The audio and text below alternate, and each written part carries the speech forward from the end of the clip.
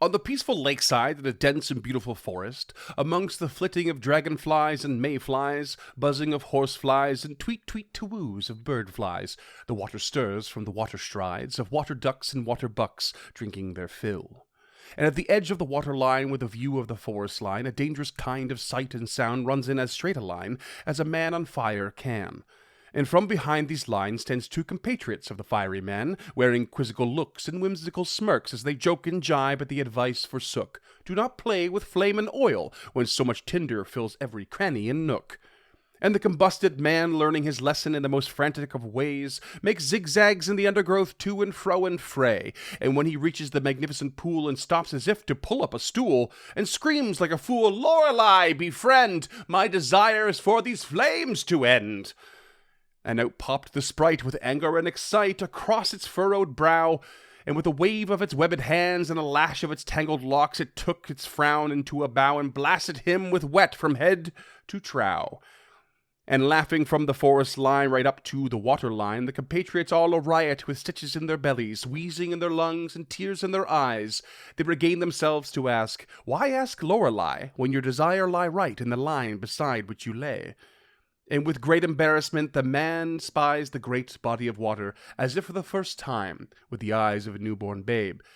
What waste of desire, without reason or rhyme, such as it is when you find yourself aflame.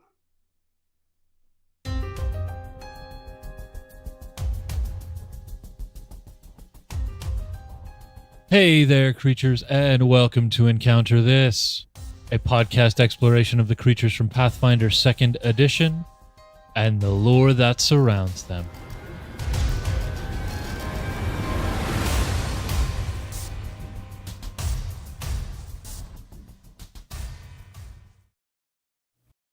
Hello there, creatures, and welcome to another episode of Encounter This. I am James Riverhorse Kid, and taking us through today's episode, the Nixie will be Freeman, Maritime Disaster Easton. How good is that one? That's really good. Yeah. That's really good. If you want to follow along, you can do so in the Bestiary 2, page 183. And we have a bonus here. I don't know if that's a bonus bestiary or bonus, bestiary. Page 15 from Free RPG Day in 2009. It is actually called the bonus bestiary, yeah. Okay. Freely available Excellent on naming Paizo.com. convention. Yeah.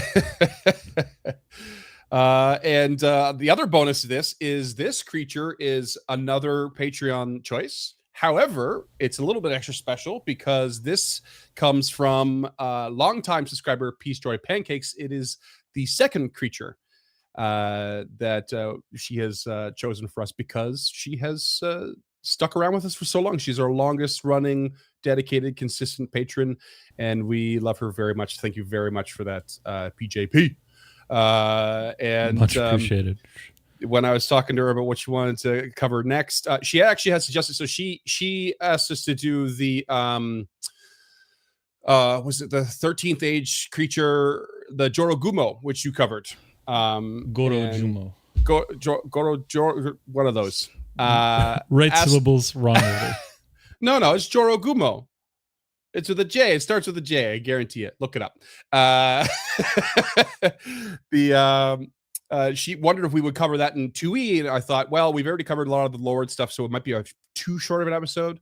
Maybe we'll get to like a revisited thing, which I thought would be kind of fun. So that's I've kind of been keeping that in the back of my mind.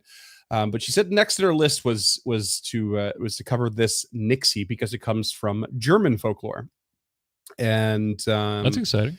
Yeah, so pretty pumped about this one. She apologized in advance, saying sorry for all the research you're gonna have to do because it was a little bit heavier than the average. But this is a pretty neat creature, and I had a lot of fun writing the intro for this one. It's pretty goofy. Let's get into it, shall we? Please. Game lore. Starting with the physical description of this creature, you can imagine something the size of a child with large eyes, catfish-like whiskers, webbed fingers and toes, and scaly skin with pointed ears and long seaweed-colored hair. I think that's all pretty on point with that image there. Yeah, and if you're watching the YouTube, it's up on the screen. If you're an audio listener, you can find that on our Instagram at Uncharted No. Uncharted No. Say yes to Uncharted No. In first edition, a little extra description was added in that the feet and hands were more like that of a duck's or a fish's flipper, rather than a human appendage. That is, yeah. There's the 1E art. Oh yeah, which is a little more like cartoony, almost anime. Yeah. So this came from the bonus bestiary. Like fan art. Yeah. Okay. This is free RPG Day content. Skin was covered very, very, very fine fish-like scales, and they stand about 4 feet tall, weigh about 50 pounds or 22.7 kilograms. I don't know what that compares to. I don't. That's James's shtick. They do form small communities, like a 50-pound bag of carrots. Exactly. A medium-sized dog. So they form small communities. That sometimes turn into full underwater societies. And if there is enough in one place, that is. One, he does describe them as tribes up to about 80. And some folklore claims that the Nixies actually have nations beneath particularly large lakes. But these are creatures that are found guarding ponds, rivers, and lakes, and other sort of bucolic homes. It was described as, and usually just defending them from predators or encroaching negligent humanoids, basically trying to stop people from destroying the land in a way. And they are quite reclusive, and they hide from both predators and these encroaching humans, hoping neither will cause them to act upon their trespassing at all.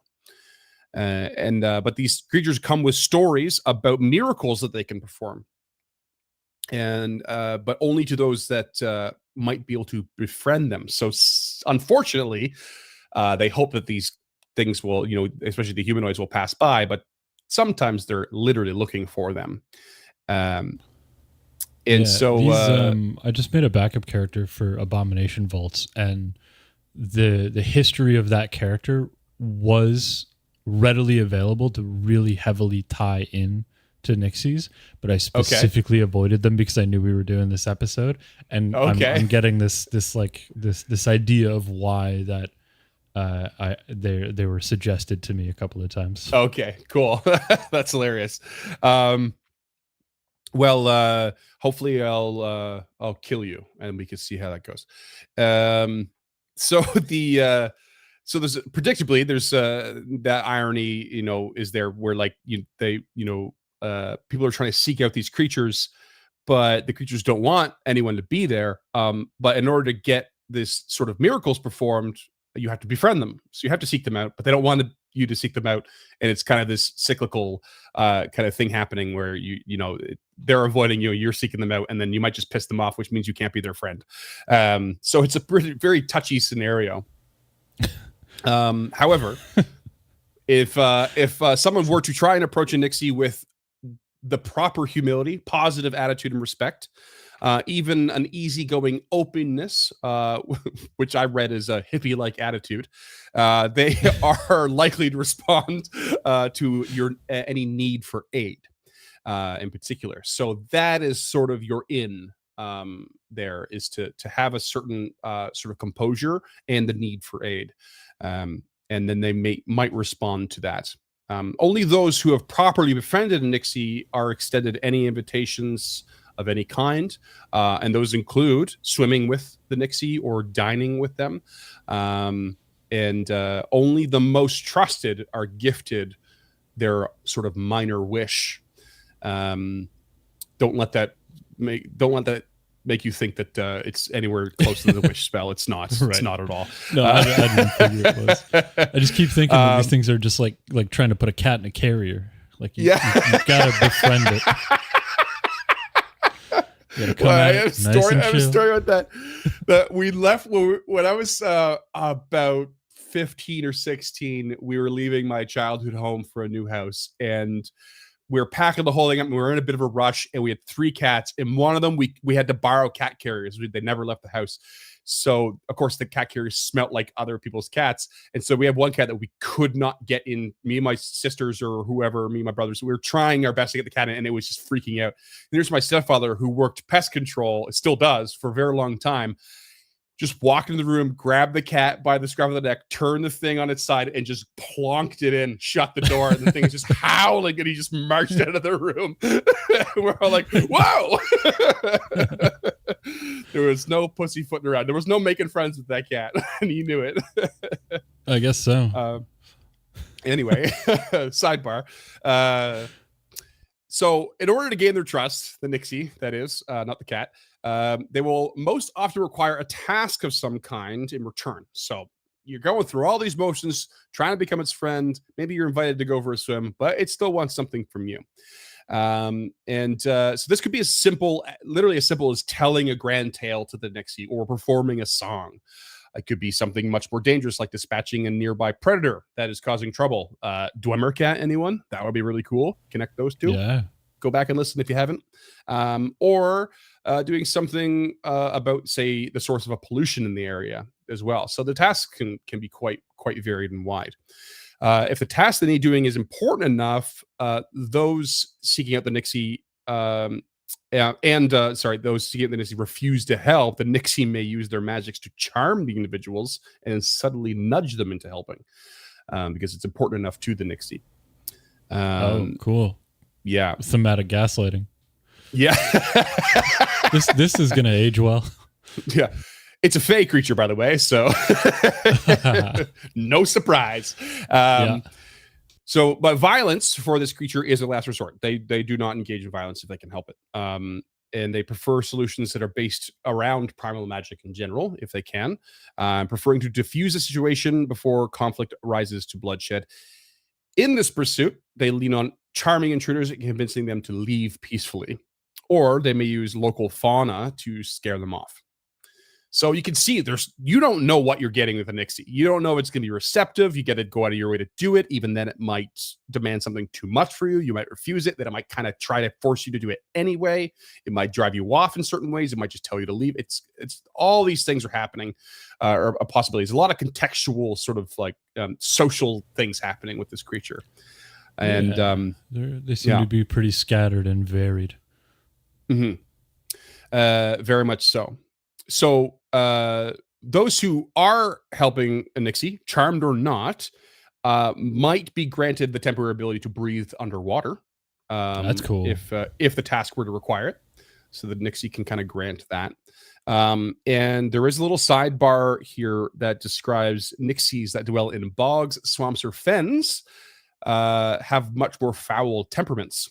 And they are much more quick to violence and delight in tempting those who seek their power into doing unplanned acts of evil. Hags, anyone?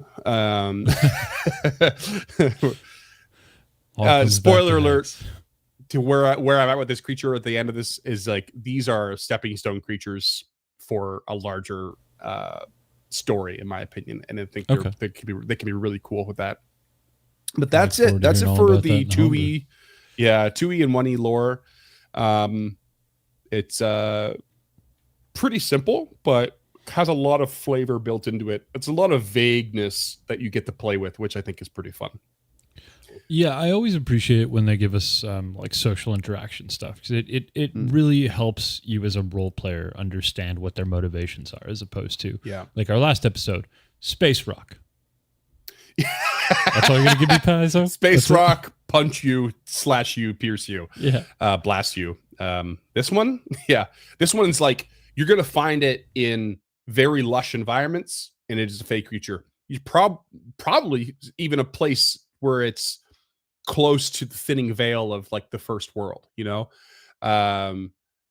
This is like, even if not, this is probably one of the closest sort of things you're going to get to actually being in the first world, dealing with a fae in its environment. You know, it's fickle, and it's going to be manipulative, and it's going to do its own thing, and it that creates its own obstacle. You know. Yeah, absolutely. But let's get into the hefty IRL stuff, shall we? This is coming from Germanic and Scandinavian folklore, although it extends even a little bit further than that. But it isn't that basically that general area for the most part. They are shape-shifting water spirits and are related to many other water spirits of different cultures. There's the English Knucker. There's the German Nix, which is a female river mermaid. There's the French Melusine. There's the Spanish Zana. There's various Slavic options, such as the Rusalka. The word Nix or Nixie is coming, it's believed to be derived from Sanskrit, Greek, and Irish words that mean to wash or be washed. So pretty, I mean, very interconnected, but like wide variety of origin there. However, there are all over the place. Yeah, it's crazy, isn't it? However, there are many variations across many languages. I won't bother getting into those because there's like knock, nick, mac, blah, blah, blah, blah, blah. It's like you might as well go watch Mars Attacks. It's just they're all the same but different, you know. Right. And also can't pronounce any of them. So there's that. So they share characteristics to English folklore entities like Jenny Greenteeth, Peg, Powler, and Nellie Longarms, which are river and water hags that I mean, I can't remember if I came across them or not, but I felt like I hadn't, which I was like, what? These are awesome names. Almost positive creatures? We've talked about Jenny Green. Okay, we must. Yeah, that one does ring a bell, I guess. Yeah. There's also a creature called the Shellycoat, which is a river or stream bogeyman, and the Grindylow, which is another episode in all of its own. Which is on my list. Cool. Wicked. That's fun. But let's talk specifically about some Nordic traditions first. So in these traditions, the spirits sing sweet songs that can lure men, women, and children alike and are very siren-esque. Some, in fact, were quite malevolent and played beautiful violin music that attracted children to the water so they could drown them. I need some clarification there. Yep. Do the Nixies as an entity play violin music, or do they have a violin and play the violin? I think they have one. I mean, it's folklore, baby. It's not specify a whole lot, and the stories constantly that's just change. Very specific for what I can tell. It seems like no reason unless the violin is like significant in Nordic traditions. Yeah, you know. There was a Norwegian figure known as Fossegrim, who, when properly approached, would teach a musician to play so adeptly that, quote, the trees dance and waterfalls stop at his music, which is pretty intense. They were also shape-shifting was one of the core attributes of a Nixie in the Nordic traditions, such as changing their appearance as such, the appearance of one was difficult or impossible to describe. However, they were usually depicted as male. A common appearance was in brooks or waterfalls as a man playing a violin. More modern descriptions were that he was fair and naked. Older ones have him in elegant clothing. Common appearance was in brooks or waterfalls. I just read that. Next note. They could even be seen as treasure or floating objects or animals. They could transform to those things in the water. I would imagine, to lure you in. They were particularly known to take on the image of a brook or river horse, whatever that is. So it's not a hippocampus. It's there's a Scottish folklore of the Kelpie, which is really resonant to that because it's basically like it looks like a horse at the top and stuff, but it's a water dwelling kind of spirit. But I think you're right. I think you're right. It's a hippocampus for the. I don't know if it's a hippocampus. It's in the Creature Codex from Cobalt Press for 5e. I almost ran it a couple of times. Yeah. I cannot remember what it's called. But like the art, I didn't grab the artwork for this one in particular, I don't think. But there was a couple paintings of that I found on the Wikipedia page that it's literally just a white horse next to a river. It's not even like a swimming mer horse or anything. It's just it is a just hippocampus. Yeah, there you go. Okay, shit, nailed it. Half horse, half fish. Yeah, which are very much a thing in Pathfinder. In fact, the guard that manages the docks in the bay in Absalom, there's a whole like squadron of them. They ride hippocampuses in the hippocampi. Cool. In the around the docks and everything. Yeah. So I honestly have no idea. Yeah. The Nixie was considered to be most dangerous to women and children, particularly pregnant women and, wait for it, unbaptized children. I'm going to call shenanigans on that one. Crazy old school Christianity rears its ugly head again. More like forces itself into the room. So those old Christian ones are just so bonkers sometimes. They couldn't kill it, so they had to adopt it. It's what happened with Halloween, right? The most active, so the Nixies were most active during Midsummer's Night, which is a summer event close to the summer solstice, Christmas Eve, and Thursdays. Thursdays. Thursdays. It is the Nordic tradition we're still talking about here. So that's Thursday. Our version of Thursday comes from was originally Thursday. It was named after the god Thor. So. Same with Wednesday. It was named after Odin. Yeah, and Friday was Frigga Day. Oh, was it? Oh, nice. Yeah. Tuesday's the weird one. I don't remember. I think it comes from French, but all the other ones are from the Nordic tradition.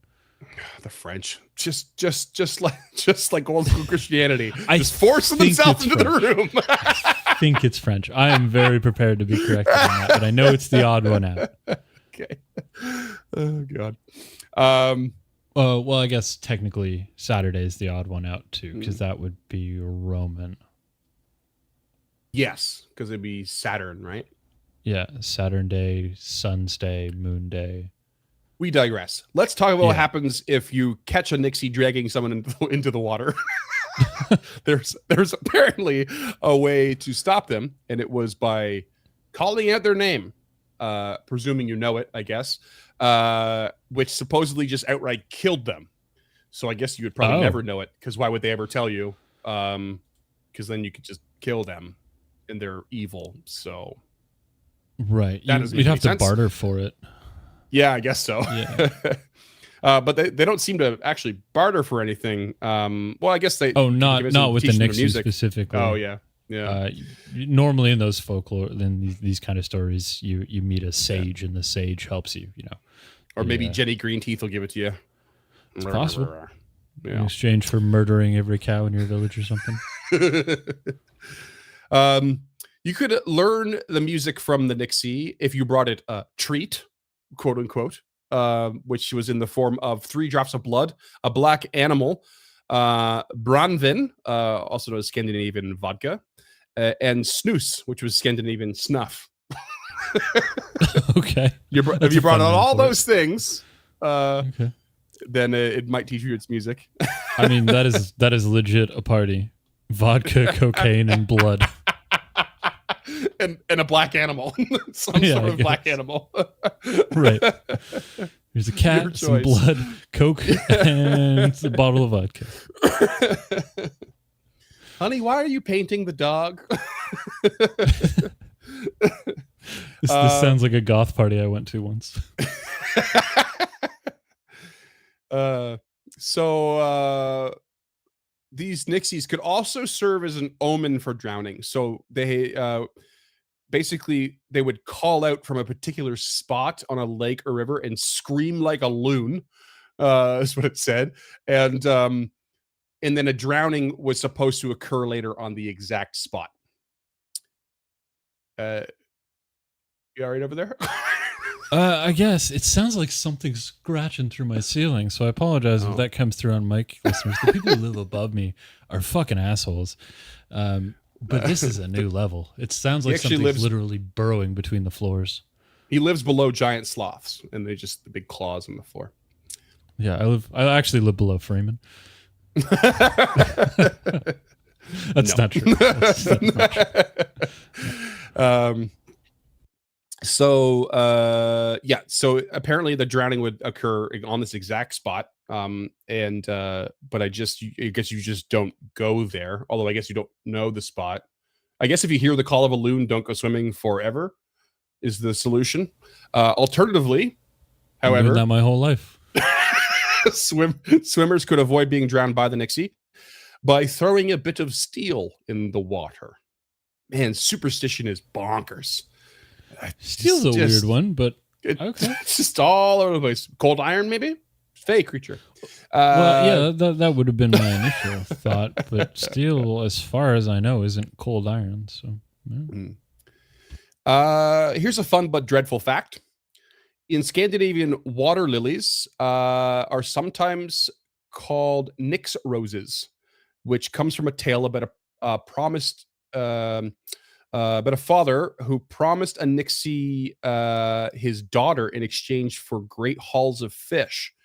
She refused, understandably, and then stabbed herself to death. And she stained the water lilies red forever. So now whenever people see red water lilies, they're sometimes called Nix roses from that story. That's pretty cool. I'm all folklore. About dark stories like that, like the cherry blossoms and stuff like that. Wild. So, yeah. So let's talk about a wee bit of German tradition, shall we? Where do we go? So they originate as river mermen or mermaids in the German epic poem, forgive me, PJP, Nibelungenlied, or the Song of the Nibelungs, mentions the Nix in relation to the Danube River as far back as 1180 to 1210 Common Era. So that's quite a ways back. Over time, they became more of a water sprite, but still lured people toward the water. Males could shapeshift and take on the form of a human, fish, or snake. Females had the tail of a fish, so still very mermaid-esque. And they were spotted in human form.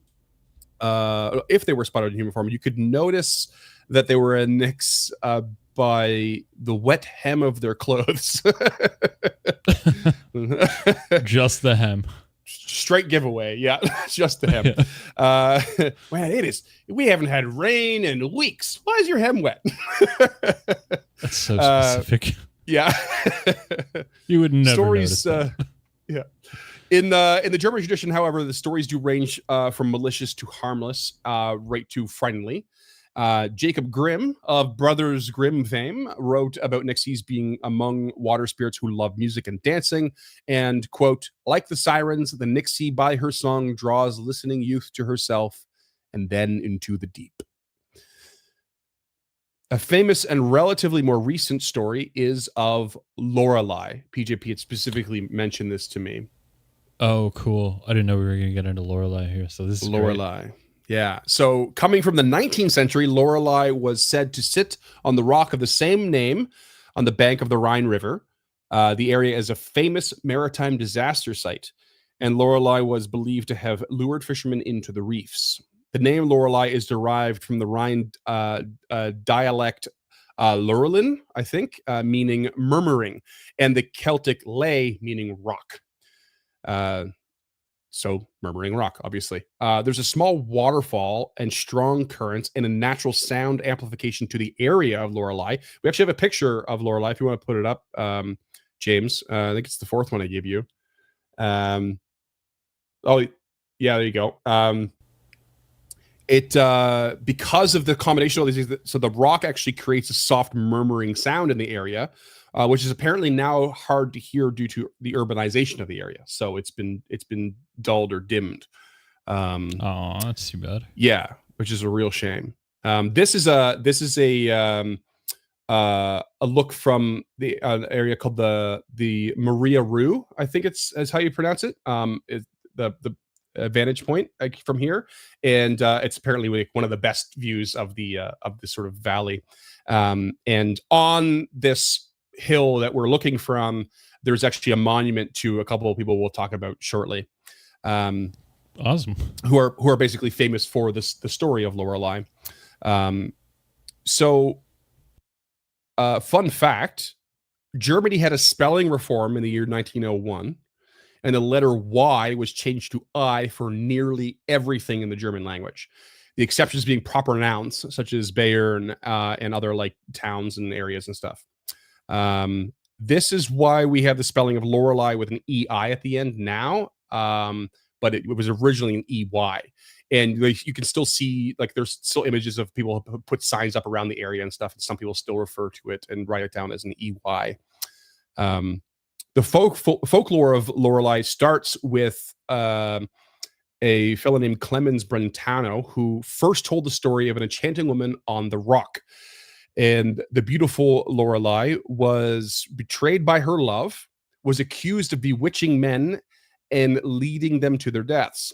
And rather than sentencing her to death, a bishop sends her to a nunnery. Classic.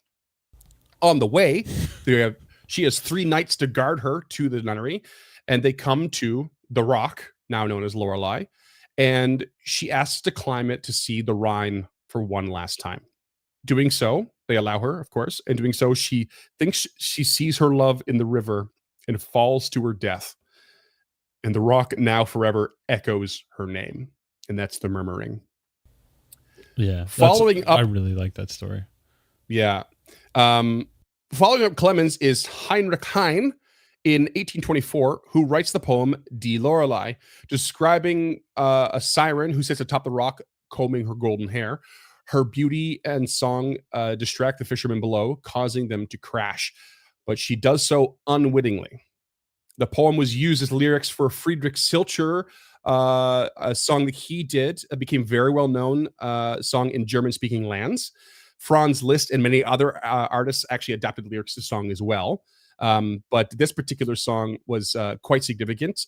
During the Nazi regime, Heine was stripped of credits for the words in his poem because he was a Jew. And the Nazis basically tried to pretend Jews never contributed to any German art.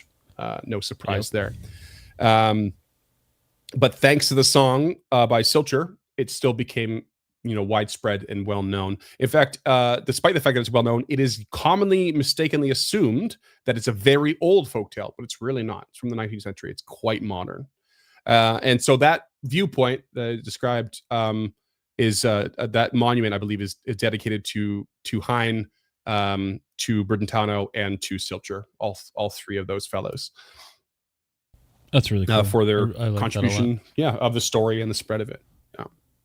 But that's it. I mean, there was a lot more. I'm not joking when I say there was a lot more, and a lot of it was really mundane, small snippets, but I pulled the things that I thought were funny and the things that I thought were interesting. And I don't know a lot about it. Most of what I know comes from Hellboy, but it seems like you nailed it. It was really good. It was concise. There's enough information there to really paint a picture, even though there's always going to be stuff we have to cut for time or entertainment. I pretty much pulled all this just from a couple of Wikipedia pages. I barely even really had to go anywhere else. There was so much there. There was so much more than I thought. I didn't realize that Nixies and Lorelei and stuff were such a well documented kind of like portion of folklore and stuff. It was really cool. I wouldn't have had any idea either. So this is great. So thank you to our patrons for sending us down this particular rabbit hole. Yeah, this is really cool. Tell us about what's the deal in Hellboy. I don't know anything much or really anything about Hellboy.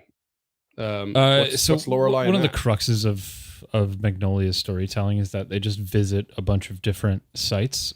I don't really remember exactly what happens, or really at all what happens. I just remember, I think it was Abe Sapien in one of the BPRD trades describing the history of Lorelei, and then I believe they go to see Lorelei for something in particular. So, okay, interesting. Yeah, I would have to hunt it down again. It's been years since I've read any of the BPRD stuff. Yeah. Well, I think we could talk about the comparison of the folklore and the Pathfinder lore. I think the luring of people is the starkest difference at the end of the day. I mean, there's lots of differences in there and the way they're presented and everything, but the one that stands out the most is like in Pathfinder, they want to avoid you. They don't want you anywhere near them, and you're seeking them out. Whereas, in this folklore, you're being lured in and probably drowned most of the time. There is a little bit of similarity there in that, like, if you kind of make friends or gift something, they'll give you something in return. Folklore obviously focusing on that sort of music side of things, where Pathfinder's something a little bit different, which we'll get into the mechanics. The 2e version did talk about, however, like some more testy ones that live in the bogs and the swamps and everything, but 1e did cover it as well, but it's slightly different form. And in fact, they specified a little sidebar in 1e that they mentioned that like this comes from English and German folklore, and that their version is much more benevolent than those of the folklore, and they gave you options to make more malevolent Nixies. By offering them a lure ability that works like the harpies, and shapeshift ability that but locks them into like smaller, medium aquatic creatures. But adding these abilities would increase its CR by 2.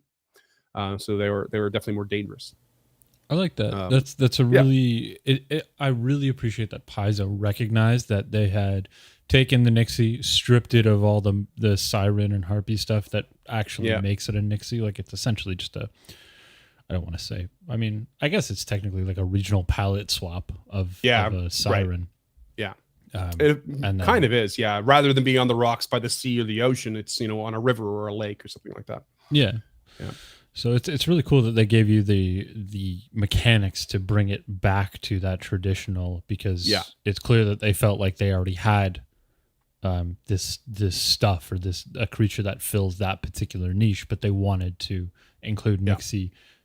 Either for its prevalence in folklore or because somebody was a fan of it or for whatever reason. So I like that. I appreciate that. That's it. That's all I got for lore. We can hop on over to mechanics whenever you're ready. All right. Let's do it. Slipping into some coveralls, trying to figure out how shit works. Let's touch on exactly why, or the first thing why I think these are stepping stone creatures. They're only level 1. They are not powerful. That would do it. AC is 16, HP 25. They are small. Their current alignment is true neutral. They have the aquatic and fey traits, so you can identify them through nature. Yeah. Nature with a 15 on recall knowledge, 13 and 10 for respective lore options. Speed perception is 6. They have a speed of 20, swim speed of 30. All that adds up.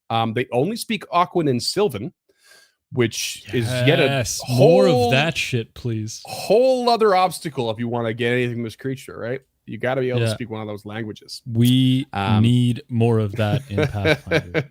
Beings that do not speak Taldan or Common or whatever you want to call it. We need more of this shit. So keep giving it to me. They've got low light vision, which probably does them just fine out in the forest at night. Attributes are strength 0, dex of 3, con of 1, intelligence 0, wisdom 1, charisma 4. Got no real arguments with those. I didn't expect that charisma boost, but I like it. Yeah, I mean they're there to convince you to go or stay or whatever, right? So they kind of need that little extra boost. They do have a 6 in athletics, which I think is meant to just be reflective of their ability to swim. Yeah, it would be.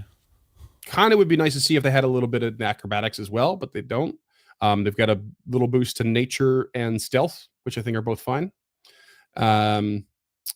Fortitude save and will save are the lowest, both at 6, but reflex is 10, so they're pretty nimble. Again, why I think they should probably have some acrobatics. And the only damages or weaknesses to speak of is cold iron 3, which is a fey thing, cookie cutter kind of thing. Yeah. They do have a passive defensive +1 status bonus to all saves versus magic, and they have a passive ability to be able to use diplomacy to make an impression or make simple requests of aquatic or amphibious animals only. Which does tie into the lore a little bit. Like some, like, they like for example, if they need you to perform a task and the task needs to be underwater and then give you the water breathing, they could also say, request that this little frog guide you to a certain spot. It's like, can you swim towards such and such underneath the lake? And, so they can communicate that, and you can, then you're on your merry way to complete said task.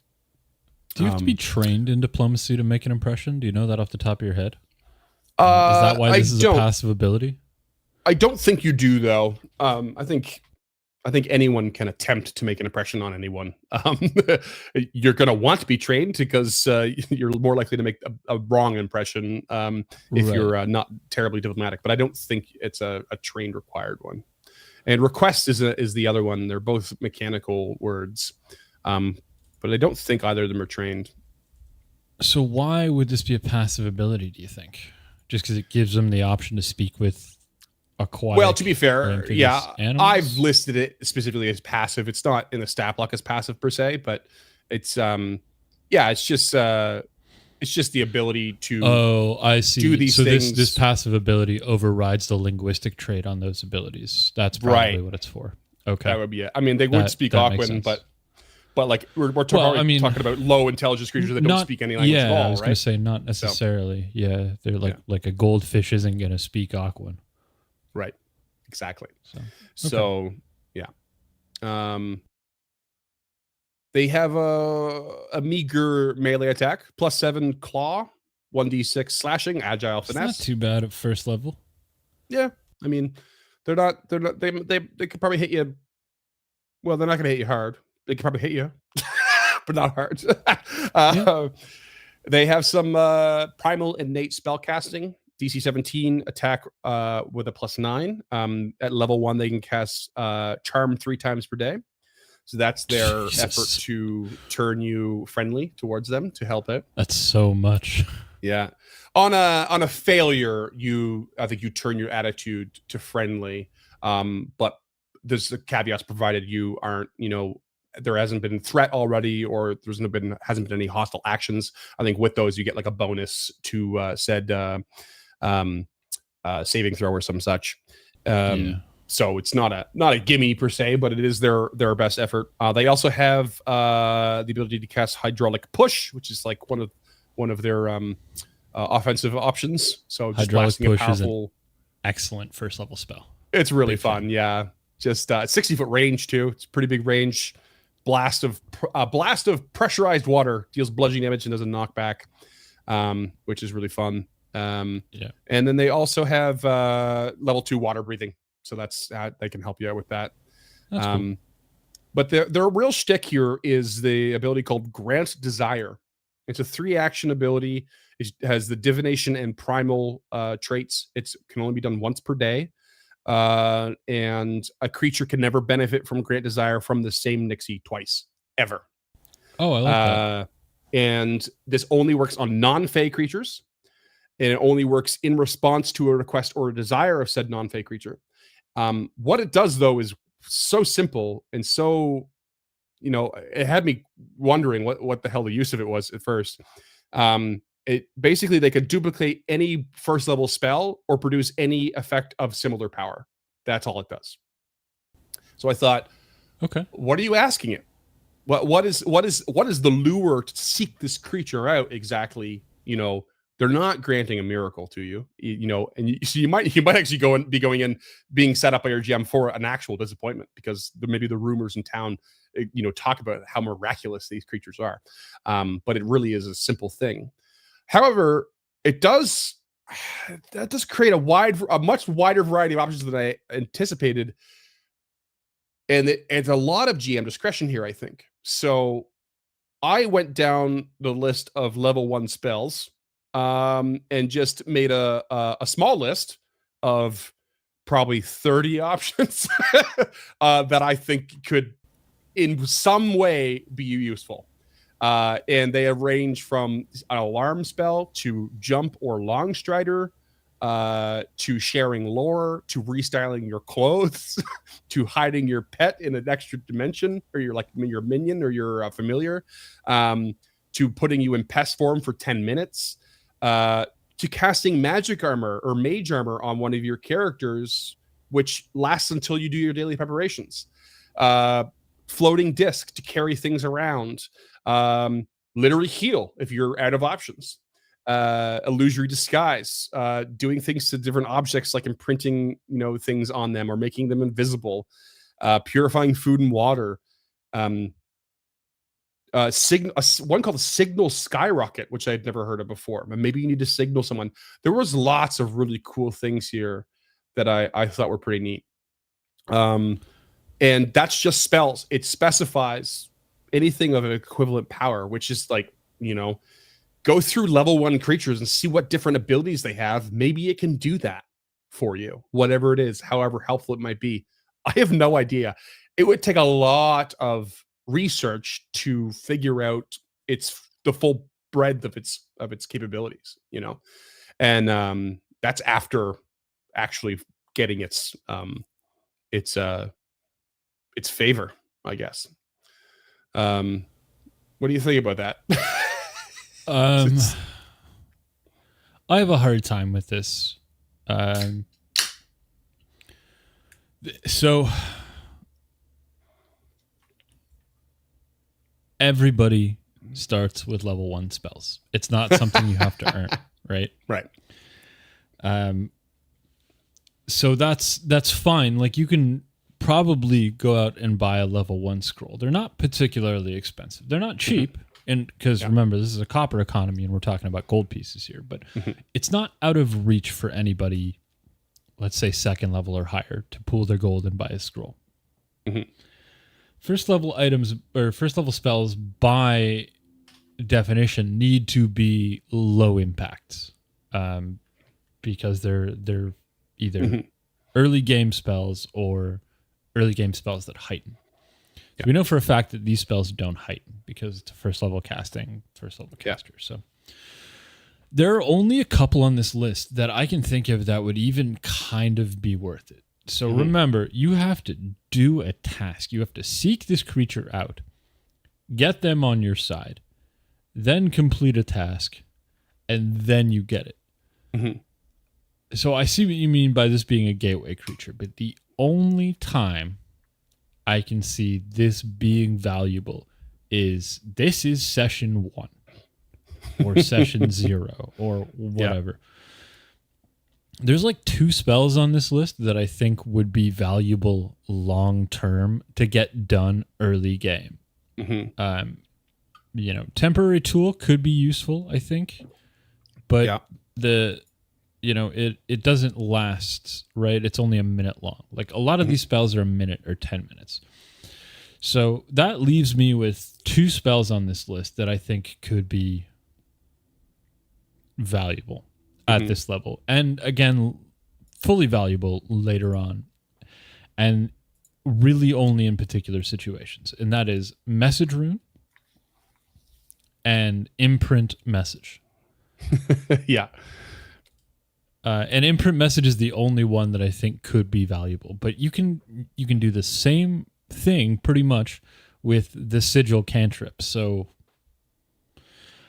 I don't know. I really like both of these spells for their ability to track an item. So in my head, I've always had this idea of a like domestic campaign, like something that takes place in a city, and one of your primary tasks is to find an item that's being sold on the black market of some value or some repute. So you've got to find the auction, you've got to find the item, you got to figure out what it does. And to find the item, I think one of the best ways to do that or find the auction would be something like Message Rune, Imprint item, or the Sigil cantrip. And I really like the idea of being able to follow an item around through a magical spell. And I think that would be a good way to do that. I think these spells have very, very specific use cases. And I don't know why you would go through all of like these tasks to get such a mediocre return. Like, if it was second level, I'm on board. I'm 100% on board. Right. But first level, Right. Okay. So let's let's shift into homebrew because I want to sort of sell. I mean, I'll have to sell the stepping stone creature, but maybe I can sell that it's not like a one and done creature. I like the idea of, say, I mean, you got to remember this too. There's a pretty good chance there's a community of them, possibly a very large number of them, which gives you possibly a very large number of uses of these things, especially if they all sort of have a collective goal of whatever tasks need to be done. You can start with tasks being silly and simple. You can start with them getting, or you can slowly raise the stakes for this community as they're almost like a quest hub, or they could be the driver of a quest hub of an area.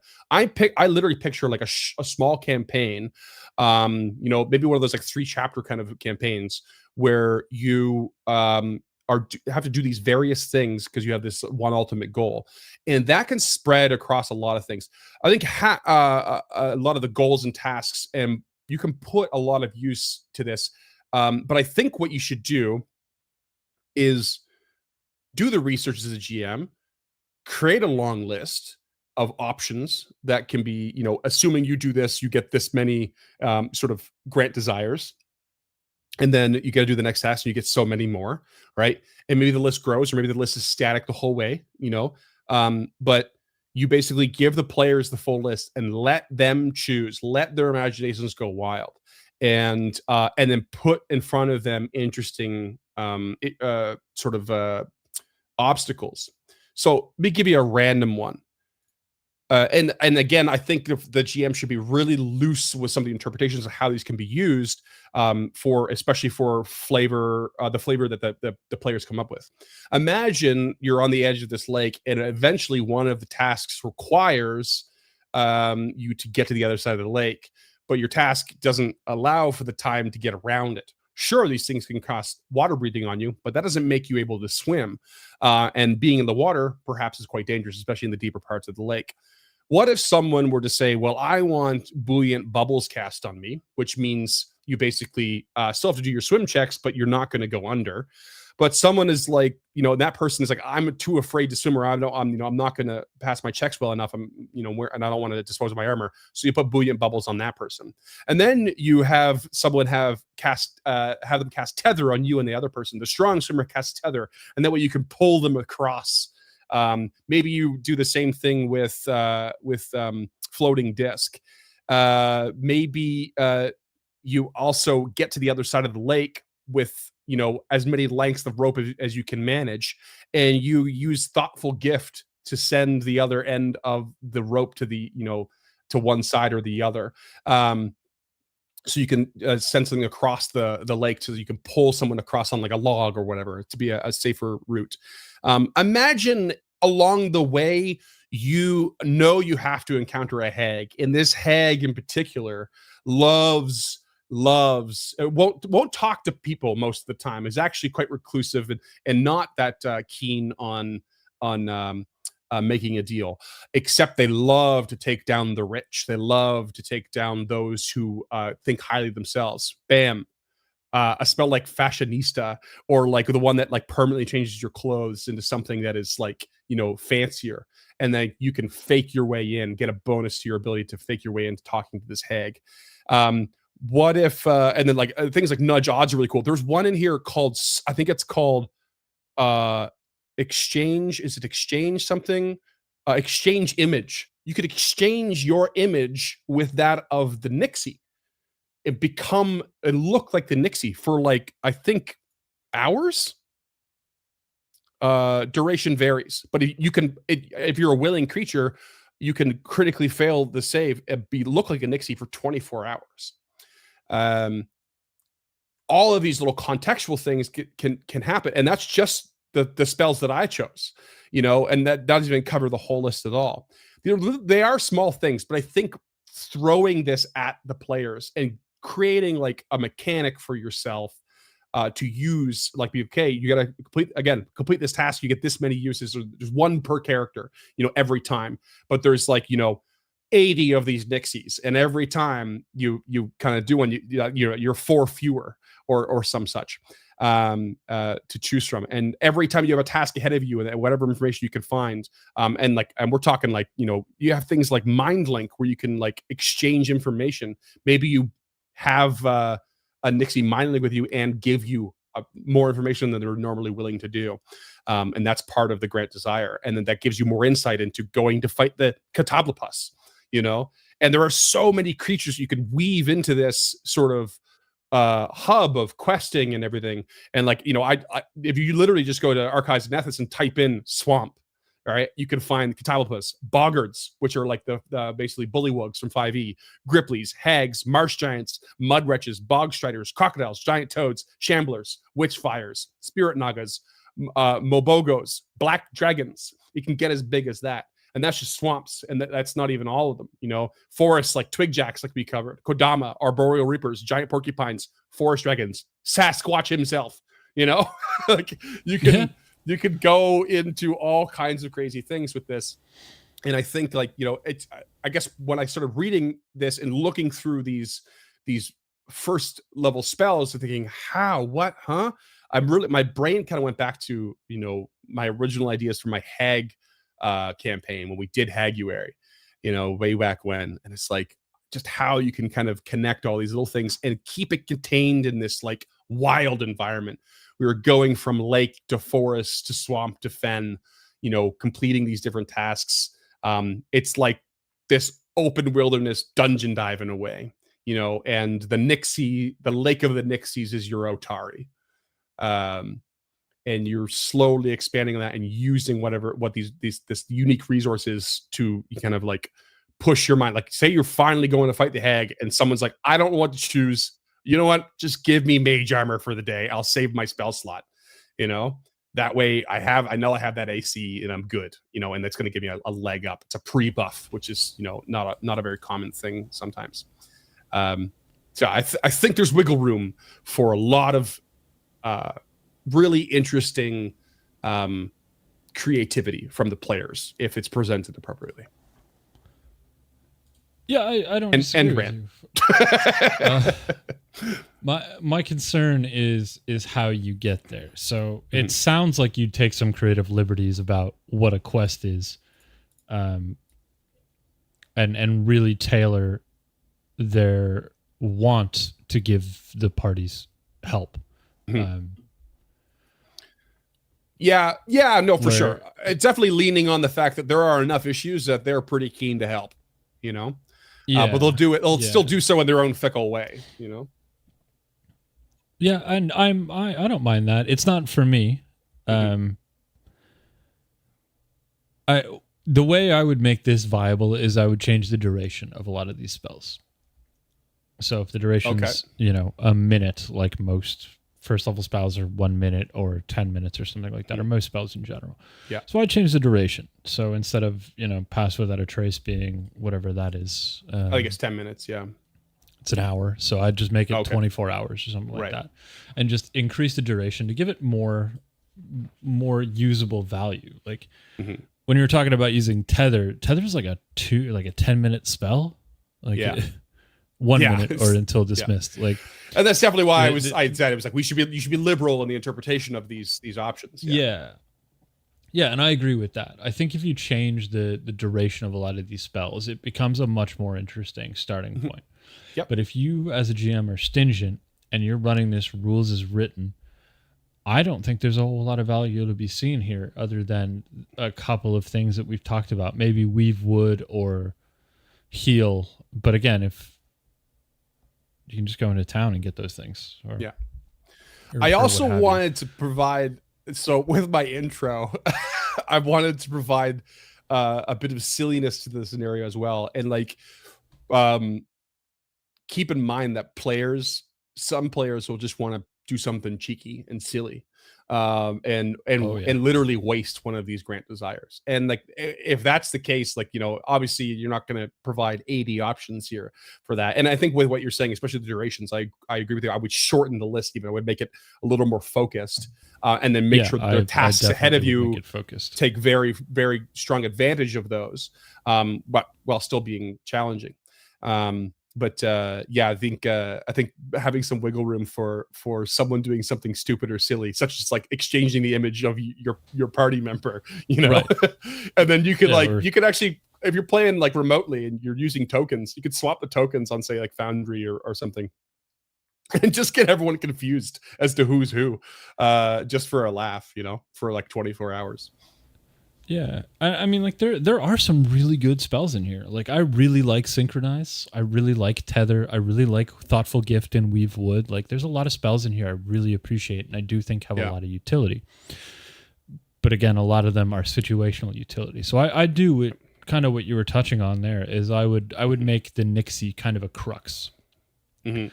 So not only do they have you've given them whatever they were looking for, that also gives you a quest lead. The Nixie gives you another quest lead, and maybe you've got a third quest lead from just hanging out.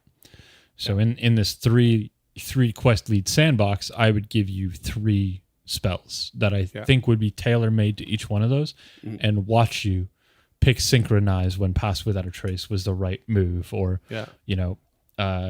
Pet Form when I really thought you were going to use Mending or what have you to put 2 pieces of some shit together for whatever reason. So I would simplify it like that. Here are 3 quests. Here are 3 spells.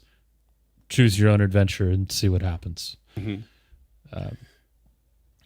do think they're a good idea for that. And if it's Pass Without a Trace for 24 hours instead of an hour, or Juvenile Companion for 24 hours instead of an hour, or Item Facade for a week or some shit like that, or Invisible Item indefinitely, or just add a little bit. Sure. Like the players can do all this stuff. Like with the right party makeup can just do this whenever they want. Right, but I mean, what is the value? Not everyone has the right party makeup. Nixie? You can play 2E without a caster in the party, right?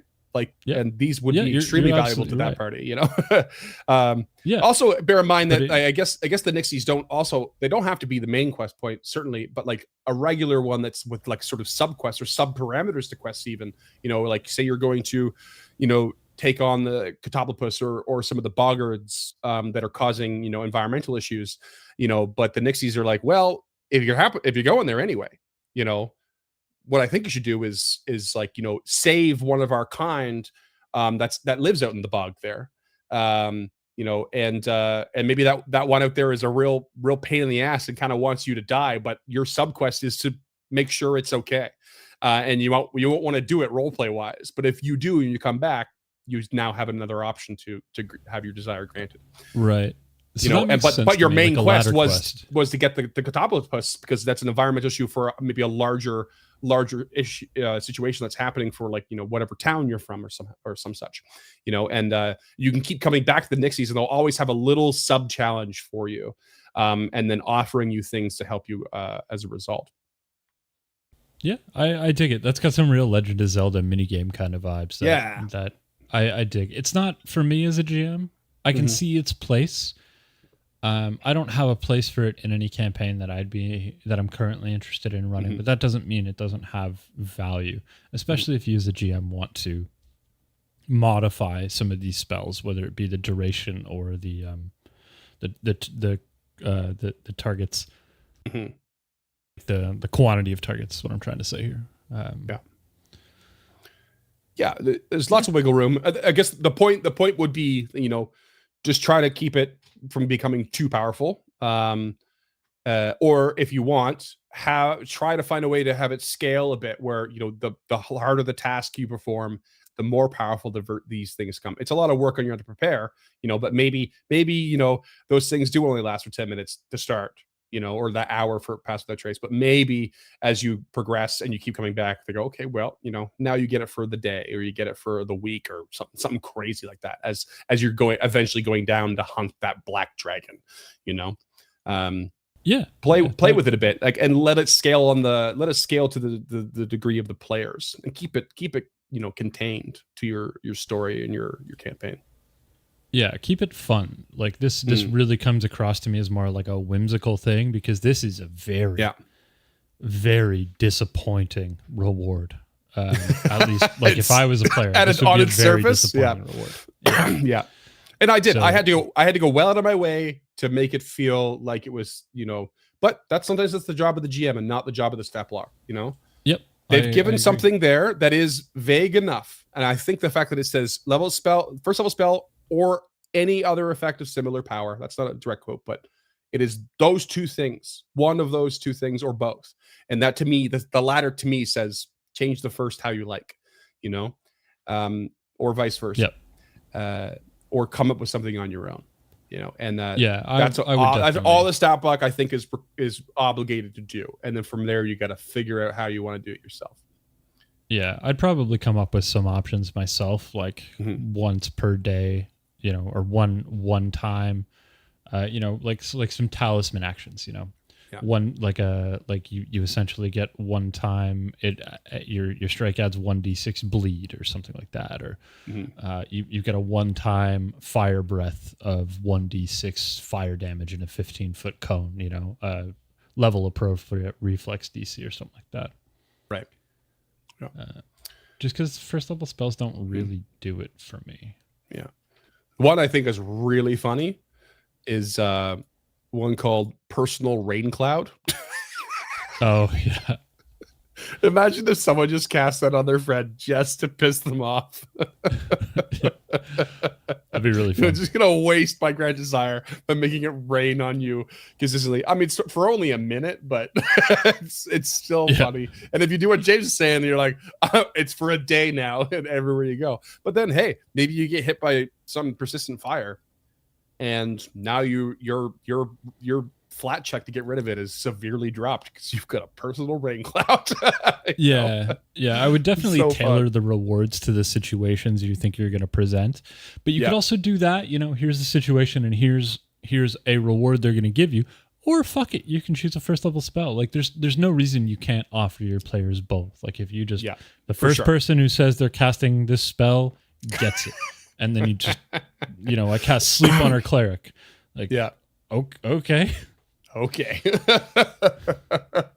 Yeah, I actually thought of that one. Sleep was a good one. It's like, imagine like you're just exhausted and for some reason, like maybe there's some effect on you that's causing you to not be able to sleep, and you're trekked all the way there. You just walk up and you're like, I feel like I'm gonna die from going crazy from lack of sleep. Just make me go to sleep, Yeah, could be like a moment of desperation. So Fuck it, the whole party everyone just down out for no reason. Yeah. You wake up covered in moss. Yeah. So there's something interesting here. Yeah. There is some goofiness and tomfoolery built in for sure. Like it's hard to avoid. Yeah. But I mean, that's Fae. That's Fae for you, right? Yeah, that was going to be my next point. Is that Fae are kind of fair weather and whimsical, and this really does fit that. And I think there's a lot of interesting creativity you can do with this gain desire effect specifically. Just I don't have any ideas off the top of my head because they don't fit into any of the narratives that I'm weaving. But that doesn't mean they don't exist. Yeah, and it's just so open and wild that you can plop this in the middle of any campaign. It doesn't even have to be early game. It could be late level, and maybe nudge the odds for 24 hours. A one use of nudge the odds for 24 hours that could change a whole combat. Yeah, for sure. Yeah, for sure. So, Anyway, very big, open to interpretation creature. A lot of at odds and just craziness, and I think it's fun, but I think it's something that's you're gonna create a lot of work for yourself to make it interesting. But maybe that's for the best. If you're up for it, I say go for it. But if you're not, maybe set it aside for now. Yeah, you'll come up with something down the road. If you're without effort, it is kind of dull. Yeah, but. Big thank you to Peace Joy Pancakes for requesting this episode. If you would like to request an episode, you can do so by going to patreon.com/unchartednorth. $10 a month will let you suggest a creature. We'll give you a discount code for our merch store. We can find cool shit like this Encounter This dad cap. And for $5 a month, we'll get you a handwritten thank you letter and some other goodies.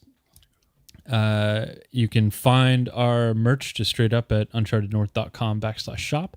You can find all of our social scrolling beneath us on YouTube, or if you're on the audio version, they will all be linked in the description below, including the show notes and the reading list for this, where Freeman's list of spells will be linked to the Archives of Nethys up there. Big thank you to Archives of Nethys. And if you're on audio, if you could rate and review on your platform of choice, we'd really appreciate it. We don't advertise on this show or pay for any of that stuff, so word of mouth is pretty much our only way to get new listeners. If you want to see the video of this, check out all the sweet Nixie pictures. You can do so at youtube.com/unchartedpod. And if you're there, maybe hit the like and subscribe button if you want to be notified when new episodes come out, which is every other Thursday. And until except then, when we do thank sweets, you so much. Yeah, give you some extra ones. Yeah. But until the next one, thank you so much, creatures, for checking this one out. We appreciate having you here, and we will see you in a couple of weeks. Thanks, friends. Until next time, creatures, thanks, as always, for listening to Encounter This.